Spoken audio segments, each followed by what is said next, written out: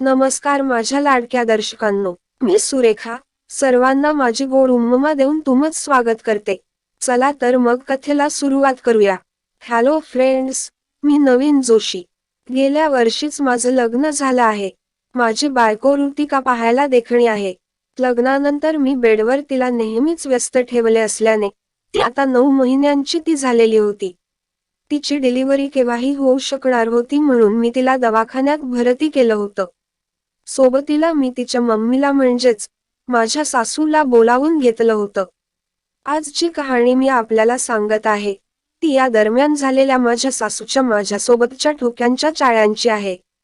माझी सासू एक मॉडर्न आचार विचारांची स्त्री आहे. पाहायला अगदी 40ची वाटावी. गोरा चेहरा, उंच काया, पाहायला सुंदर, एकूणच मस्त आकाराची.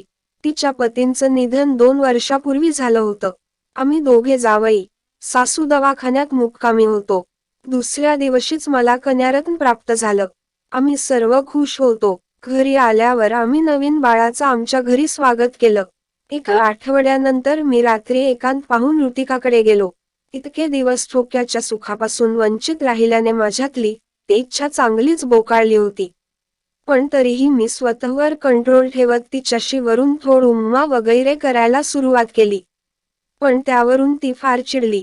ऋतिका म्हणाली, तुला 24 तास तेच सुचते का? नवीन डॉक्टरने काय सांगितलं की आणखी 3 महिने करायचा नाही म्हणून?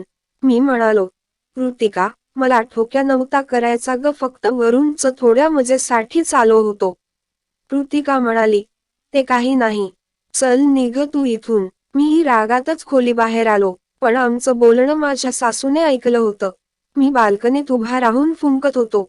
ती माझ्याजवळ आली आणि म्हणाली, काय झालं जावई? मी म्हणालो, आता मी काय सांगू मम्मीजी, नवरा बायकोच्या गोष्टी बेडरूम मध्येच राहिलेल्या बऱ्या ना. सासू म्हणाली, ठोक्याबद्दलच न, तूही अगदीच तुझ्या सासऱ्यासारखा आहेस. त्यांनाही जेव्हा म्हणलं तेव्हा ठोक्या पाहिजे असायचं. हे बोलताना तिच्या चेहऱ्यावर तसले भाव आले होते. मी म्हणालो, तुम्हाला त्यांची आठवण येते का खूप? सासू म्हणाली, हो ना, खूप. तेवढ्यात ऋतिका बाल्कनीत आल्याने आमचं बोलणं अर्धवट राहिलं. काही दिवसांनी आम्ही बाळाचं बारसं करायचं ठरवलं. सर्व आमंत्रित पाहुणे आले होते. मी, ऋतिका तर तयार झालो होतो, पण सासू अजूनही तयारच होत होत्या. मी तिला बोलवायला तिच्या खोलीत गेलो. सासूने अतिशय वेळ लावणारा असा पाश्चिमात्य गाऊन घातला होता. तिला पाठीवरची बटन लावता येत नव्हती, म्हणून तिने मला ती लावून मागितली. मी तिच्या गोऱ्या पाठीवर हलकेच बोट फेरत तिचे बटणे लावून दिली. सासू अतिशय मस्त दिसत होती. जेव्हा तिला घेऊन मी हॉलमध्ये आलो तेव्हा सर्वजण तिच्याकडेच बघत होते. सर्वजण तिच्या रूपाची तारीफ करत होते. ते बघून ती तर खुश झाली होती. पण ऋतिकाच्या चेहऱ्यावर मात्र जलसीचे भाव आले होते. रात्री कार्यक्रम आटोपल्यावर ऋतिका मलाच बोलायला लागली. ऋतिका म्हणाली, काय गरज होती मम्मीला एवढं मटकायची? मी म्हणालो, अगं ती तुझी मम्मी आहे, तुला तर खुश व्हायला पाहिजे. मग ती बाळाला पाजून तशीच झोपी गेली. मी इकडे बाल्कनीत येऊन सासूची वाट पाहायला लागलो. लगेच सासू आली. ती माझ्या हातांवर हात फेरत माझ्या अगदीच जवळ आली. तिने तिचे औठ माझ्या ओठांजवळ आणले. पण उम्मा करणार तोच ऋतिकाचा आवाज आला. सासू भिंतीमागे लपली आणि मी ऋतिकाकडे गेलो. सासूने जी आग माझ्या अंगात लावली होती ती विठोकणं आता भाग होतं. म्हणून मी ऋतिकाला त्यासाठी तयार करायला लागलो. पण ती परत भयंकर चिडली. तिने मला हातही लावू दिला नाही. मला हात मारूनच शांत बसावं लागलं. दुसऱ्या दिवशी सकाळी ऋतिका बॅग पॅक करत होती. मी म्हणालो, हे काय ऋतिका, कसली पॅकिंग करतेस? ऋतिका म्हणाली, तू सुधारणार नाही आहेस, म्हणून मी काही दिवसांसाठी माझ्या आत्याकडे जात आहे. मला तर मनातून खुशीच झाली होती, कारण आता घरी मी आणि सासूच राहणार होतो. ऋतिका बाळासर गेल्यानंतर माझी सासू माझ्या जवळ आली. मी तिचं भरगच चुमा घेतलं. तिला उचलून मी बेडवर नेलं. आम्ही एकमेकांच्या मिठीत पूर्ण बेडवर लोळत होतो. तिचे केस सुटले होते. उम्मा करताना तिने माझी टी शर्ट काढली. मी तिचा गाऊन वरती नेऊन काढला. ती आता फक्त बरा आणि चढीवरच राहिली होती. मी माझा पायजमा काढला. तिने मला बाहुपाशात ओढलं आणि आम्ही मजा करायला लागलो. तिने माझी चढी खाली सरकवली आणि माझ्या दांडू सोबत खेळायला लागली. मी तिचा बरा खोलला आणि एकेकाळी माझ्या बायकोने पिलेल्या आंब्यांना मी चुसायला लागलो. ती खाली होती आणि मी वर.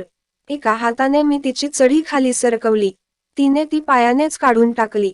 आता आम्ही जावई सासू नागडे होऊन एकमेकांच्या बाहुपाशात पडलो होतो.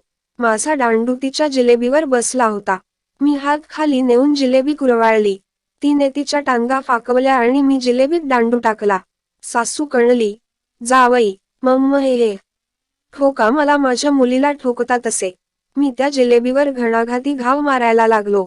सासूची जिलेबी बऱ्यापैकी टाईट होती. ठोकताना मी खाली आलो आणि ती माझ्या अंगावर स्वार झाली.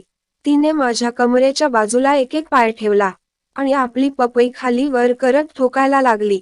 अधेमध्ये मीही तिला माझ्याकडे खेचत पपईला पकडून खालून ठोके मारत होतो. काही वेळानं मी उठून तिच्या तोंडात दांडू दिला. ते लॉलीपॉप प्रमाणे तरुण दांडूला चुसायला लागली. चुसून झाल्यावर ती कुत्र्याच्या रचनेत झाली आणि मी माझ्या समोरच्या जिलेबीत दांडू टाकला. कंबर धरून मी मनसोक्त ठोकत होतो. वर्षभरानंतर पहिल्यांदा मी हे सुख उपभोगत होतो. शेवटी आम्ही संपलो. सासू या वयातही पाणी सोडती झाली होती. आम्ही बराच वेळ तसेच नागडे होऊन ठोक्याबद्दल गोष्टी करत होतो. संध्याकाळी आम्ही मॉलमध्ये गेलो. लोणजरी शॉप मधून मी सासूसाठी मस्त बरा आणि चढ्या घेतल्या. घरी आल्यावर सासू ते अंतर्वस्त्रे परिधान करून माझ्यासमोर आली.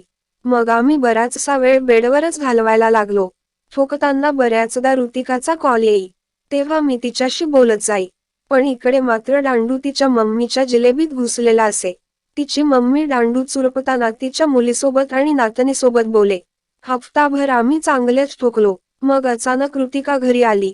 मी पूर्ण नागडा होऊन तिच्या नग्न मम्मीला माझ्या दोन्ही हातात उचलून आम्ही मस्ती करत असताना तिने पाहिलं. ते बघून आम्ही भांबावलो. ती तर आपल्या मम्मीला असल्या अवस्थेत बघून मटकन खालीच बसली. पण आम्ही तिला कसंबसं समजावलं आणि तिलाही आमच्या ठोकण्यात सामील करून घेतलं. आता मी माझ्या बायकोसोबतच माझ्या सासूलाही सोबतच ठोकत असतो. तर माझ्या लाडक्या दर्शकांनो, कशी वाटली आजची कथा? सुरेखाची गोड उम्मा, मस्त ना? तर अशाच अनमोल कथांचा आस्वाद घेण्यासाठी चॅनलला लगेच सबस्क्राईब करा. धन्यवाद.